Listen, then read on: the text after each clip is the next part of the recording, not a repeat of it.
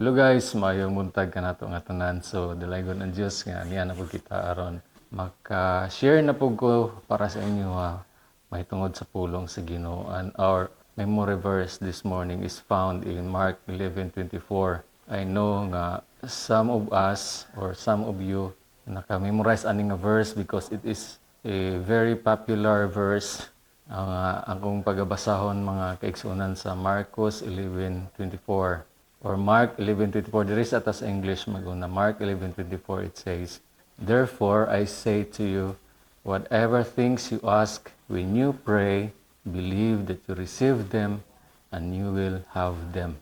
Sa Bisaya, nag-ingon siya, "Busa, sultihan ko kamo nga bisan unsay inyong pangayoon, pinaagis pag-ampo, tuohi nga inyo kini nga nadawat o kamo magadawat niini." So, hinduta kay sa memory verse na to. So kung imo ni siyang tandaan, usa ka positibo kayo nga butang nga magka-inspired ka nato nga kung noon natay pangayoon sa Ginoo ato gid siyang madawat.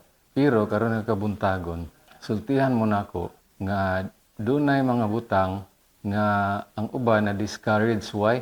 Tungod kay sa ilang nga pagampo sa Ginoo, wala gihatag dayon sa Dios ba. So karon nga kabuntagon ang akong i-share ninyo ang mga rason ngano wala pagihatag sa Dios ang imong gipangayo. Dunay tulo ka mga reasons nga akong i-share ninyo. So, please tan-awa ninyo kung muuyon ba mo sa akong isulti kay tungod kay ang atong memory verse ganyan nagsulti man kanato nga kung atong pangayoon sa Ginoo ang usa ka butang tuohi nga ato ning madawat pinaagi sa atong pag-ampo og ato ning madawat sa ato ang kaugalingon. Una is dili pa angay ang panahon. Wow. Atong hinumduman nga dunay tulo ka paagi nga tubagon sa Dios ang atong pag-ampo. Una is yes, ingon sa yes, dawat dayon. Ikaduha no, pero kanang no tubag gyapon na pero dili niya ihatag kay basig na ay naay rason, bugat nga rason ang Ginoo nga wala niya ihatag. And then ikatulo is wait. So mo ni ang una. Dili pa angay ang panahon. Hulat-hulat lang ta. Dili ta ma-discourage nga naman. Ang Ginoo adunay hustong oras para sa tanan. So dili ta ma-discourage. As what I have said earlier, ayaw ka diskuryo kung wala pa nadawat nimo ang imong gipangayo sa Dios kay dili pa angay ang panahon. Ang Dios adunay hustong oras para sa tanan alang sa kaayuhan pod sa iyang mga anak. Tingali kinahanglan pa nga moabot ang angay nga panahon aron madawat nimo ang imong gipangayo. Kini nagpasabot nga kinahanglan ka pa maghulat og magpabilin nga matinumanon sa Ginoo.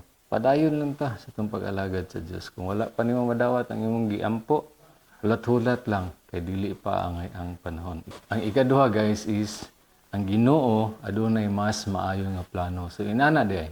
So kung nagtuo ta nga wa man gid ihatag sa Dios ang akong gipangayo, ayaw ka discourage kay ang Dios adunay mas maayong plano alang kanimo.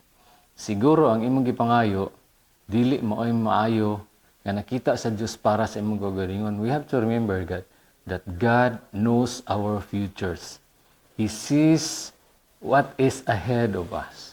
So all we have to do is to wait, padayon nga mainampuon sa Ginoo, dili madiskuryo tungod kay ang Dios adunay mas maayong plano para sa ato ang kaugalingon. Usahay ang atong mga pangandoy dili mao ang labing maayo alang kanato. So muna ato nang hinumduman sa pagyud. Ang Ginoo adunay mas taas nga pananaw ug mas maayo nga plano para sa atong kinabuhi. Busa, tingali gihatagan ka og laing dalan nga mas maayo para nimo. So mo na nga example of that nga naa kay nahuman nga kurso.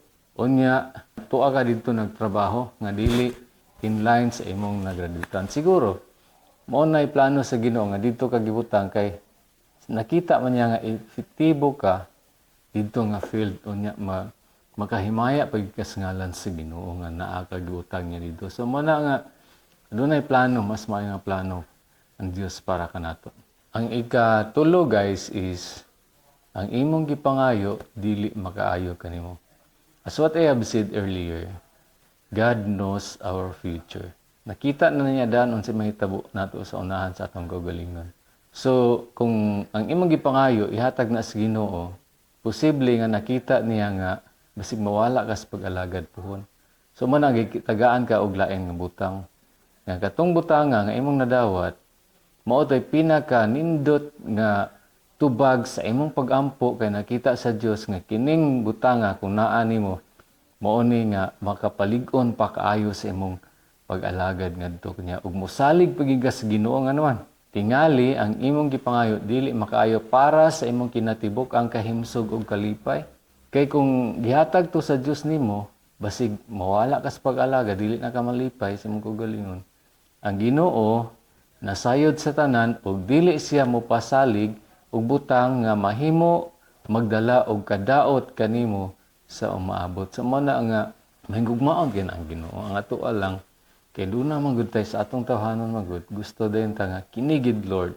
Kanigid kini. Pero sa diha nga lahi miabot na diskuryo na din ta og nawala tas sa atong pagsalig ngadto sa Dios. So mo na nga ang mga butang nga gisulti sa Mark 11:24 na kung kita magampo tuohan nato nga madawat kini. Pero atong hinumduman nga dunay pamaagi ang Dios kung unsaon niya pagtubag ang ato nga mga pagampo ug atong gipangayo ngadto kaniya. So ang Dios magapanalangin kanato. Daghang salamat sa iyong pagpaminaw and don't forget to like, subscribe, and share this video. Thank you so much and God bless.